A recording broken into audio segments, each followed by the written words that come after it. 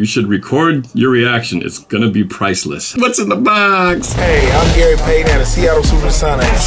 Hey, Peter with the Seattle Mariners and Jermaine Kearse. Cliff Averill. This is Nate Burleson. You're watching NorbCam. NorbCam. You're watching NorbCam.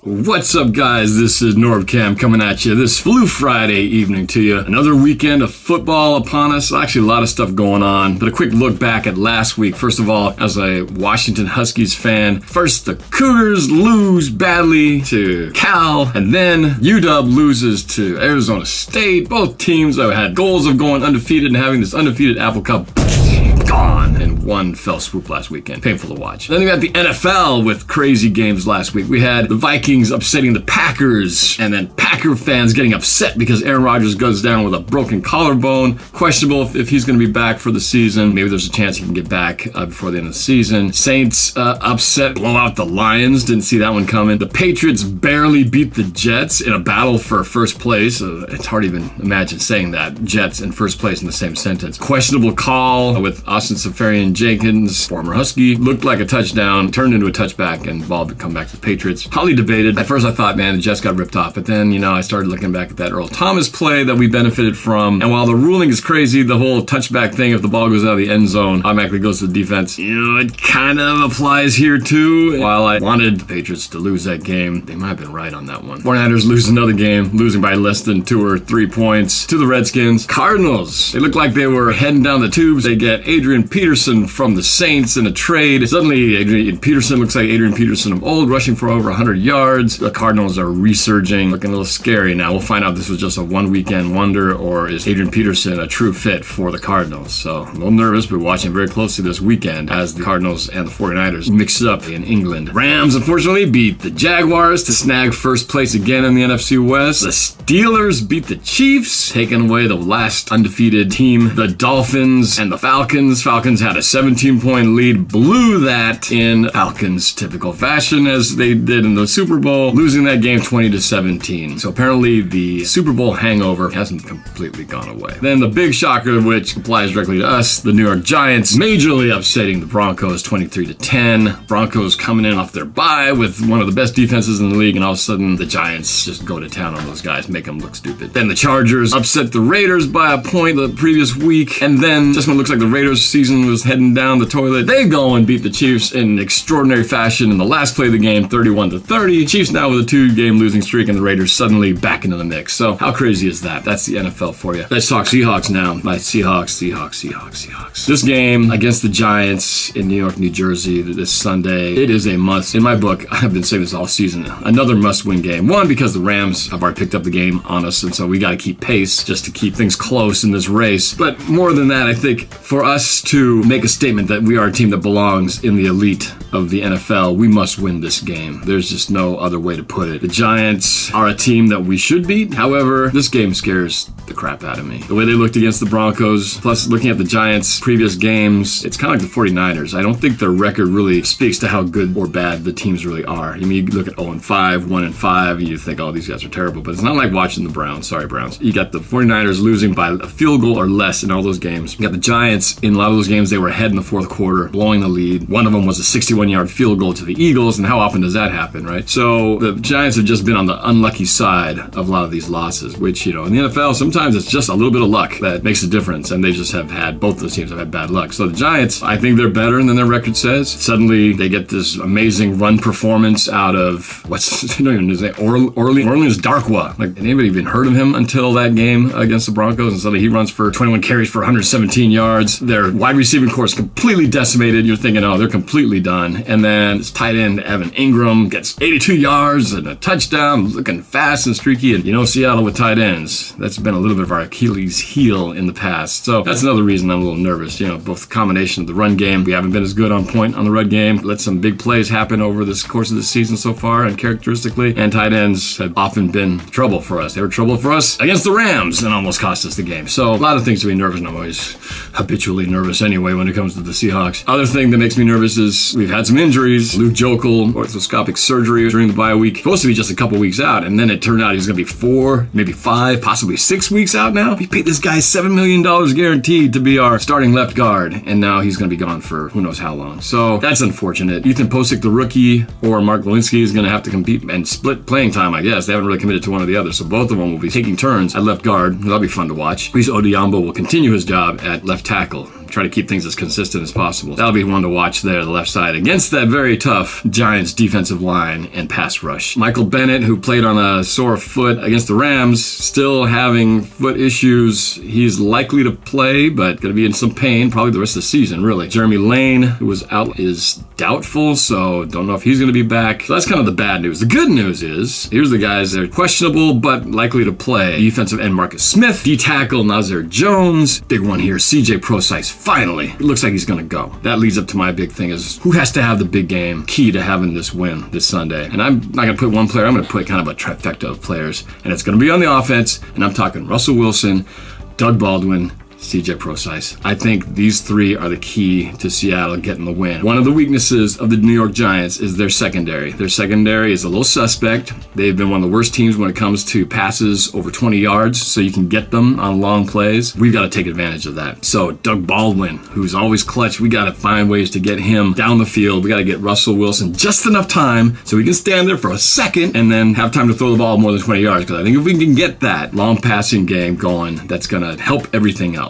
I hope they open it up off the bat. I'd love to see a little hurry up. I've been saying this all season, a little hurry up in the beginning of the game when the defense hasn't had to worry about being tired or anything like that. Just like to see them get off to a fast start, you know, get some points, preferably a touchdown or two in the first quarter. I think we do that, help out our defense, and really give us a chance to have that lead cushion that we so desperately need instead of playing from behind or playing this low scoring 3-3, 3-0, you know, kind of thing. I think those guys got to step it up. And CJ Prosise, finally he's on the field. Come on, dude, do what you do best. I mean, this guy's healthy. Remember what he did against the Eagles. Remember what he did against the Patriots. So good in both running and passing. I'm not going to try to think that suddenly our running game is just going to take off this week. It's not.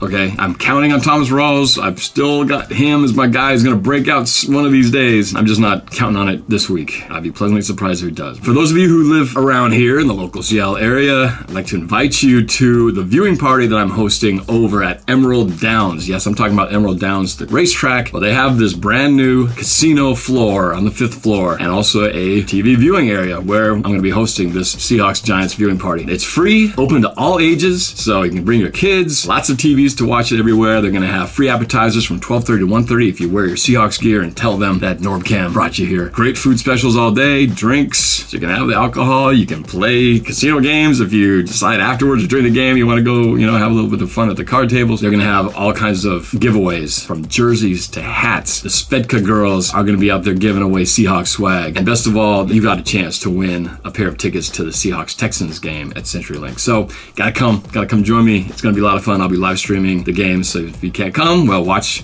the party from right here on YouTube or Facebook Live. Be doing both. I'd like to invite you to come to that. Hope to see you all there. It'll be a lot of fun. I think there's already a lot of people coming. More the merrier. I wanted to mention just some sad news. We lost a couple of diehard Seahawks fans, some 12s. One of them was Beth Stone, who passed away. I heard the news yesterday of colon cancer, and my personal connection to her was that when I was in Tennessee at the Titans game, I had found out that she'd really wanted to meet me in person, and I got that opportunity, got to take some pictures, record some video together, and just kind of hang out. She was in her wheelchair, I was on my crutches, so we just kind of sat most of the time, and we just kind of talked and shot the breeze, and I had no idea that she wasn't going to be around with us for much longer than that. So I'm glad I had that opportunity to speak with her, and it was her husband who told me that it really meant a lot for her to meet me. To Beth's family, my thoughts and prayers to you guys, and I'm just glad I could spend a little time with her. So, and then last weekend we lost another 12 here that a lot of people know in the Seattle area, and that's Momma Sue Glenn. She was also fighting cancer. I believe it was either late Friday night or early Saturday morning when she passed away. And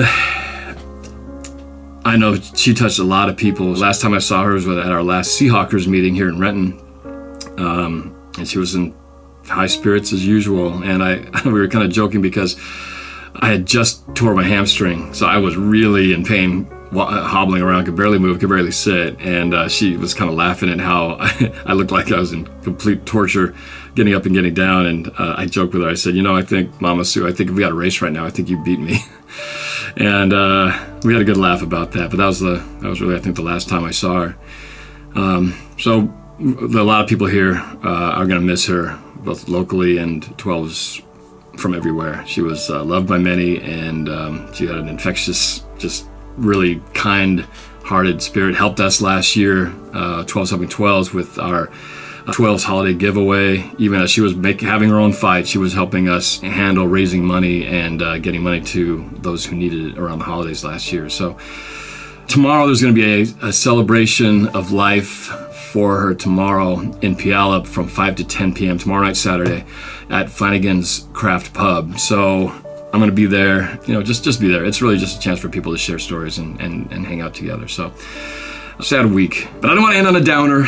So I want to end with something positive. I got this message from Facebook, and I got a package sent to me from Craig Godwin, also known as Duhawk, and his wife T-Hawk. They sent me this very nice package. So I started to open it, and I saw this note here that said, you might want to record your reaction when I do it. So I stopped. I said, okay, I need to do this when I'm doing my video. So I'm going to open it right here on video. It's got an envelope here, and it says, open envelope, NorbCam 12 Go Hawks. You should record your reaction. It's going to be priceless. How can you deny something like that? So intriguing to know what's inside, what's in the box. All right, so I gotta open the envelope first. The envelope, please. There we go. It's a letter right here. It says, NorbCam, Norb Cowwheelie. Dear fellow Seahawker, Norb Cowwheelie, please accept our gift to you so you may let those around you know that the 12s are in the house. By accepting this gift, you accept the following 2 rules. Rule number 1. Must be present and available to be rung during all Seahawk games by you or your family that are not at the game live. Rule number 2, only to be rung when the officials have indicated that the Seahawks have scored a touchdown, field goal, safety, or extra point. Please do not jinx it by ringing too early or during a non-scoring play. Hand designed for you by Craig Duhawk Godwin and Teresa T-Hawk Tyree. Be loud and proud. Okay, well, now I've got kind of a hint as to what this is. Something that rings, but don't ring too early or we'll bestow the curse. NorbCam unpeels tape, live. I've got an opening. I can see the head. Push a little harder. Oh, yeah, here we go. Carefully. Oh. It's the NorbCam cowbell, baby. Oh, it's awesome with the hair. Look at that, that's awesome. Got the hair going on. NorbCam on the title. Seahawk logo, some footballs, some smiley faces, little helmet. Seahawks old school right there. New school, go Hawks. See, I've got the fever. And the only cure is more cowbell. Wait, there's more. Oops, oh no, it rang. To the Cowwheelie family. From Craig and Teresa, Duhawk and T-Hawk, 2017. We all we got! We all we need! Go Hawks! That is awesome, you guys. Thank you, Duhawk and T-Hawk. This is amazing. You guys, fantastic. This will get lots of use, hopefully, this weekend. Definitely, this will be rocking the house over in Emerald Downs. So thank you so much. This is really cool. You guys, just the touch you put on this is fantastic. So thank you. And I hope this thing gets rung like crazy to the point where it's like breaking and cracking because we're just like a scoring machine. You guys can join me at the party and hear it in person. Again, thank you so much. And thank you guys for watching my videos as always. For those of you who've been following me all this time, I appreciate it. For those of you who are new, please remember it helps if you can subscribe, click that button right over there, and I'll have a link to another video. The video of the Emerald Downs Casino. You can get a little preview of what it looks like right here when I interview the president of Emerald Downs. And maybe something else for you guys to watch for your viewing entertainment. All right, I'm out. Enjoy the rest of your weekend. I'll see some of you on Sunday. Let's get that win, baby. Let's get that win. Go Hawks.